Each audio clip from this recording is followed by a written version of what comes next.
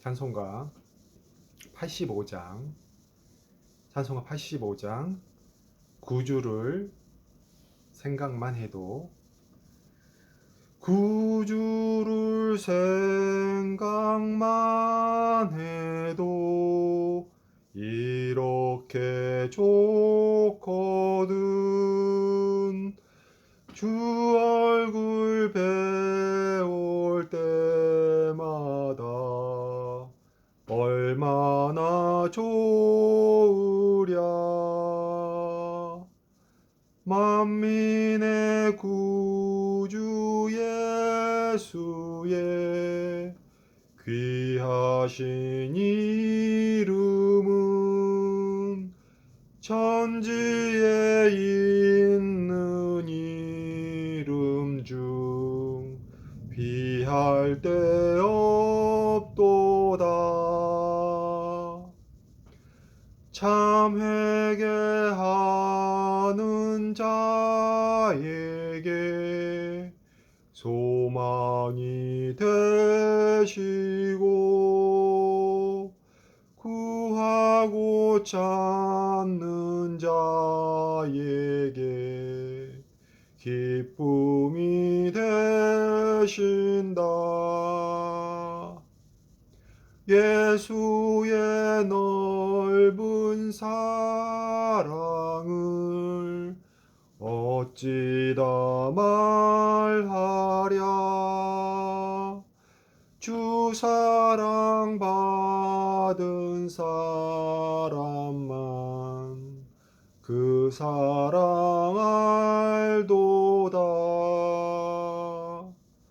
사랑의 구주 예수여, 내 기쁨 되시고,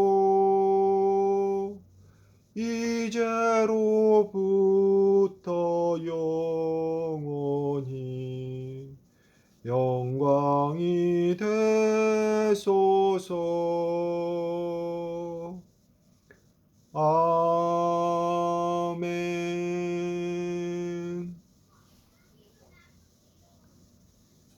오늘 하나님께서 주신 말씀은 스바냐서, 구약성경 스바냐서 2장 1절에서 3절까지입니다.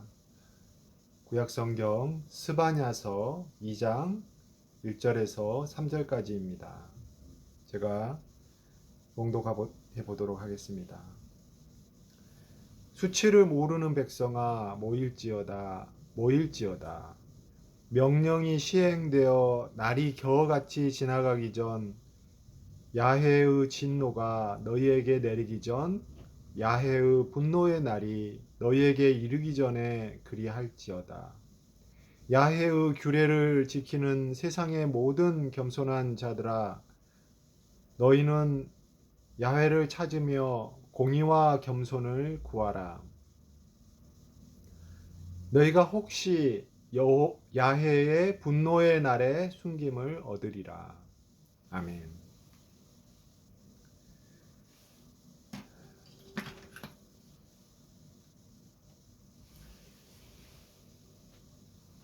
오늘 본문은 하나님의 진노와 하나님의 주권에 의한 숨김의 은혜에 대하여 말씀하고 있습니다. 스바냐서는 3장으로 이루어진 비교적 짧은 선지서입니다. 히브리 성경 분류에 의할 때 여호수아서, 사사기, 사무엘서, 열왕기가 전 선지서이고요.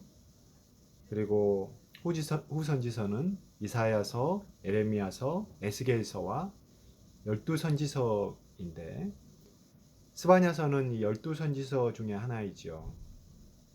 스바냐서 1장 1절에 보면 스바냐는 유다왕 요시야 시대의 선지자임을 알 수 있고요. 히스기야의 현손, 즉 4대손이고요. 아마랴의 증손, 즉 3대손이고, 그다랴의 손자고 구시의 아들이라고 말합니다. 히스기야를 보통 유다왕 히스기야라고 보니까 스바냐 선지자가 왕가의 후손으로서 왕국 내의 죄악에 대해서 잘 알고 있었음을 짐작해 볼 수 있습니다. 스바냐서에서도 왕가와 귀족들의 범죄에 대한 심판을 군데군데 이야기하는 것은 이러한 배경 때문이라고 할 수가 있습니다. 스바냐서는 1장에서 유다와 예루살렘의 죄악과 그 심판에 대하여 말씀하고 있습니다. 그리고 2장에서는 이방족 속의 죄악과 심판을 이야기하고요. 3장에서는 심판 가운데서도 긍휼과 은혜로 남은 자들을 예비하사 구원을 주시겠다고 말씀합니다. 스바냐서에 말씀된 죄악이란 여타의 성경들과 다른 게 아닙니다.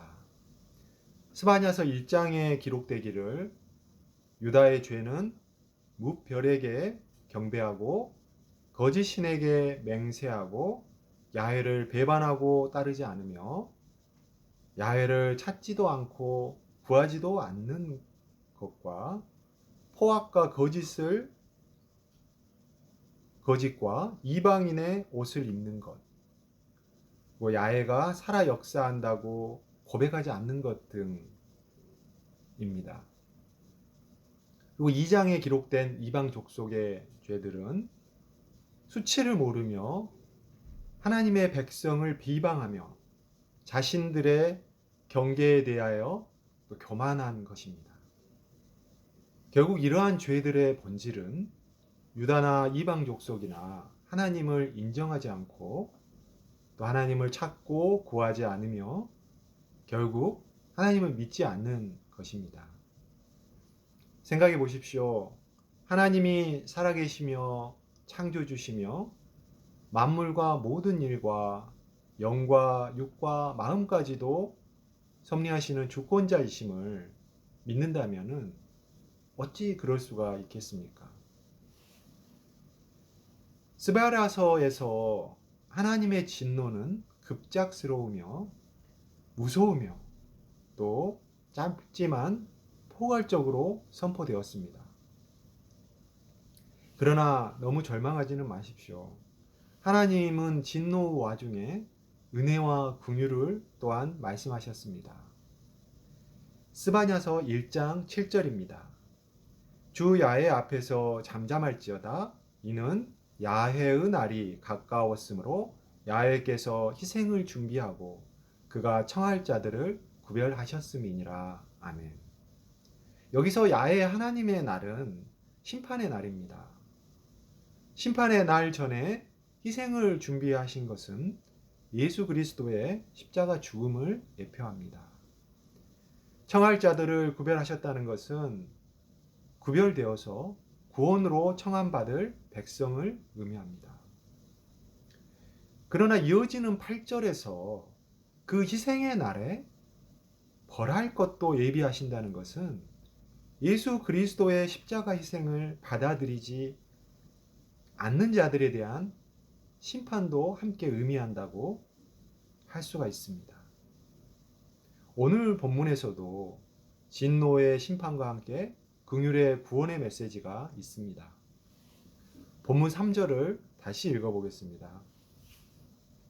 야훼의 규례를 지키는 세상의 모든 겸손한 자들아, 너희는 야훼를 찾으며 공의와 겸손을 구하라.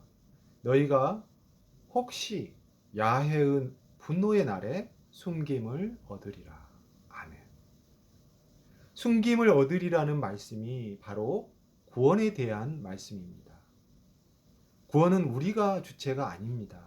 하나님이 주체입니다. 진노의 심판에서 하나님께서 우리를 숨겨주시는 것이지요. 어떠한 자들을 숨겨주실지 모른다고 말씀하고 있습니까? 야훼의 규례, 즉 말씀을 지키고 겸손으로 야훼를 찾으며 공의와 겸손을 구하는 자들이라고 하지요. 이것은 회개하는 것을 말합니다. 하나님의 말씀으로 돌아가는 것을 말합니다. 이 본문에서 말씀을 지키는 것과 겸손과 공의를 구하는 것은 다른 것 같지만 같은 것이고 동전의 양면과 같은 것입니다. 이것이 믿음의 본질과도 같은 것입니다. 겸손은 우리의 죄인됨을 인정하는 것이고 공의는 하나님의 의, 거룩함을 구하는 것입니다. 그것이 우리의 힘으로는 안 되니 예수 그리스도의 십자가 보혈이 반드시 필요한 것이고 이것이 말씀에 기록되어 있으니 그 말씀을 믿고 따르고 지키게 되는 것이죠. 무엇이 우리를 살립니까? 바로 말씀입니다. 말씀장이라고 할 수 있는 시편 119편 93절을 읽어봅니다. 내가 주의 법도들을 영원히 잊지 아니하오니 주께서 이것들 때문에 나를 살게 하심이니이다. 아멘. 말씀이 우리를 살립니다. 말씀으로 살아난 우리는 주의 말씀을 더욱 지키게 됩니까? 아니면 무시하게 됩니까? 시편 119편 88절입니다. 주의 인자하심을 따라 나를 살아나게 하소서. 그리하시면 주의 입의 교훈들을 내가 지키리이다. 아멘. 말씀은 우리를 살아나게 하는 구원의 능력이 있을 뿐 아니라 그 생명을 얻은 후에는 반드시 지키게 하는 능력이 있습니다. 오늘 본문에서 말씀을 지키고 겸손으로 주의 겸손과 공의를 구하는 자들이 어떻게 됩니까? 혹시 분노의 날에 숨김을 얻으리라고 말합니다. 요나서 3장에 보면 니느웨가 전면적인 회개를 하면서 그렇지 않을 줄을 누가 알겠느냐라고 하나님의 긍휼에 한 가닥 희망을 겁니다. 구원의 주권을 철저히 하나님께 올려드리는 것입니다. 회개라는 것이 모든 주권을 하나님께 돌리는 것입니다. 그러니 내가 회개하였으니 하나님이 당연히 나를 구원해 주셔야 되라고 하는 것이 아니고요. 하나님 오직 주님께 모든 주권을 돌리오니 저를 구원하여 주소서가 되는 것입니다. 우리가 이 지점에서 구원의 확신에 대해서 나누어 보기를 바랍니다. 구원의 확신이라는 용어가 성경에 명백히 등장하지는 않습니다. 마치 삼위일체의 교리와 유사한 것입니다. 비교적 가까운 표현은 히브리서 6장 9절에 사랑하는 자들아 우리가 이같이 말하나 너희에게는 이보다 더 좋은 것 곧 구원에 속한 것이 있음을 확신하노라. 아멘. 이렇게 기록되어 있죠. 여기서 확신이라는 것은 영어로는 confident, 즉 자신에 가깝습니다. 한편 성경에 확신이라는 용어는 많이 등장합니다. 우리의 신앙이 믿음이지요. 그런 의미에서 구원의 확신은 중요합니다. 구원받은 믿음과 구원의 확신이 같은 것이냐에 대하여 논쟁이 있어 왔습니다. 구원의 확신을 구원의 조건으로 생각하는 분들도 있습니다. 그러나 구원의 확신이 없다고 해서 구원받지 못하느냐에 대해서 의문을 제기하시는 분들도 있습니다. 그러나 구원의 확신이 없다고 여러분, 구원의 확신이 있으면 반드시 구원받는다고 생각하십니까? 어떤 구원의 확신이냐? 어떻게 얻은 구원의 확신이냐? 그 구원의 확신에 대한 최종적인 판단자가 누구인가? 이런 문제입니다. 우리가 따르고 있는 종교 개혁의 전통은 잘못된 구원의 확신에 대한 저항과 개혁에서 출발한 믿음의 전통입니다.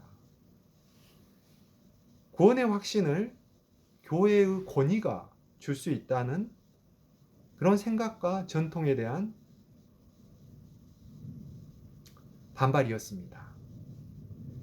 많은 사람들이 교회가 주는 면죄부를 받으면 구원을 확신하였습니다.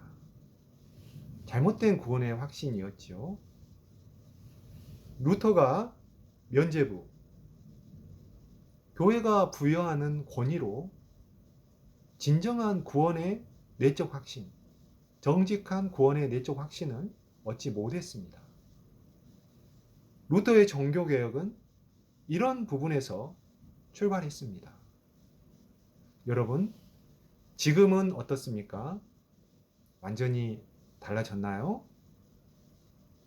여러분들은 잘못된 구원의 확신을 권면함으로써 마태복음 23장 15절에 나오는 말씀처럼 교회인 한 사람을 더 얻으려고 두루 돌아다니다가 혹시 생기면 배나 더 지옥 자식으로 되게 하지는 않습니까? 우리는 친의의 구원을 종종 오해합니다. 저도 그랬습니다. 칭의의 주체는 하나님의 행위입니다. 자꾸 스스로 주체가 되어 죄인이 아니라 의인이 된 것처럼 오해합니다. 중의적으로 최대한 양보해 한다 하더라도 자체로 의인이 아니라 의롭다 여김을 받는 의미에서의 의인입니다. 그런데 자꾸 의인이라는 용어를 자주 사용하다 보면 어느덧 우리가 의롭다는 교만이 생깁니다. 교만은 패망의 선봉입니다. 스바냐서 3장 11절에서도 교만하여 자랑하는 자들을 하나님께서 제거하신다고 말씀합니다. 에베소서 2장 9절에서 뭐라고 되어 있죠? 은혜와 구원은 하나님의 선물이므로 이는 누구든지 자랑하지 못하게 하려 하심이라. 이렇게 말씀합니다. 우리는 구원을 자랑하지 말아야 합니다. 구원의 확신이 구원의 교만, 구원의 고집이 되어서는 안 됩니다. 철저히 하나님의 주권을 인정하고 끝까지 하나님의 은혜를 구해야 합니다. 말씀이 우리를 살리는 것입니다. 말씀이 육신이 되어 우리 가운데 오셨고 예수님께서 육신으로 오신 예수님께서 말씀으로 우리에게 구원에 대하여 계시하여 주셨으며 승천하신 후에는 보내주신 보혜사 성령께서 우리에게 말씀을 조명하여 주시고 우리를 깨닫게 하시고 또 지키게 하시고 또 하나님의 자녀됨을 인치심으로써 구원으로 인도하여 가십니다. 시편 3장 8절 말씀처럼 구원은 야훼 하나님께 있으므로 주의 구원의 복을 주의 백성에게 내리실 것을 우리는 기도할 뿐입니다. 오늘 말씀 나눔을 준비하면서 매튜 헨리 주석에서 이런 문구를 발견했습니다. 나는 단지 되어야 할 존재일 뿐이다. 그리하면 용서를 받으리라. 우리가 마치 어떤 된 존재인 양 생각하면 달려갈 길이 없어집니다. 믿음의 선한 싸움이 없어지니 어디에서 믿음이 나고 믿음이 유지되겠습니까? 오늘 말씀처럼 우리가 오직 말씀을 지키며 겸손함으로 하나님을 찾고 주의 공의와 겸손을 구함으로 주의 구원의 은혜를 바라며 그 은혜 안에 거하시는 주의 거룩함을 추구하는 순례길을 걸어가시는 성도님들 되시기를 주님의 이름으로 축원합니다. 자, 오늘 말씀을 생각하시면서 기도드리겠습니다. 사랑하는 주님, 오늘 말씀을 통해서 유다와 이방 족속들에 대해서 전 모든 민족들에 대한 하나님의 진노와 심판의 선포의 말씀을 들었습니다. 하나님, 정말 저희는 이 하나님의 심판에 대해서 경외하며 저희가 두려움으로 주 앞에 섭니다. 하나님, 그러나 저희가 또 절망하지 않는 것은 하나님께서 이러한 심판의 말씀 속에서 저희에게 긍휼의 희망을 보여주신 것입니다. 그 소망을 저희에게 알려주시니 감사합니다. 예수 그리스도께서 희생제사를 드리시고 그 보혈의 대속 속죄함으로 저희가 하나님께서 의롭다 칭함을 받는, 그것을 믿음으로 의롭다 칭함을 받는 하나님께서 그러한 구원의 길을 예비하여 주셨음을 저희가 감사드립니다. 하나님, 그러나 저희는 말씀을 통해서 오해하지 않아야 하겠고 하나님께서 그것을 오해하지 말라고 말씀하십니다. 하나님께서 저희를 의롭다 여겨주시는 것뿐이고 모든 구원의 주권이 하나님께 있는 것입니다. 마치 저희가 의인이 된 것이냐 그렇게 생각하다가는 다시 교만의 멸망의 나락으로 빠지기가 십상이겠습니다. 하나님께서 인치시고 저희를 견인하여 주실 것을 저희가 믿지만 저희는 항상 성령님의 조명하에서 그 교만을 경계하여야겠습니다. 구원의 확신이 저희 구원의 교만이 되지 않고 구원의 고집이 되어서 하나님께 마치 저희 공로가 있는 것이냐 내세우는 그러한 불신자가 되지 않고 모든 주권을 하나님께 인정하고 내어드리는 참된 신자가 될 수 있도록 인도하여 주시기를 우리 주 예수 그리스도의 이름으로 십자가의 보혈에 의지하여 간절히 기도드렸습니다. 아멘.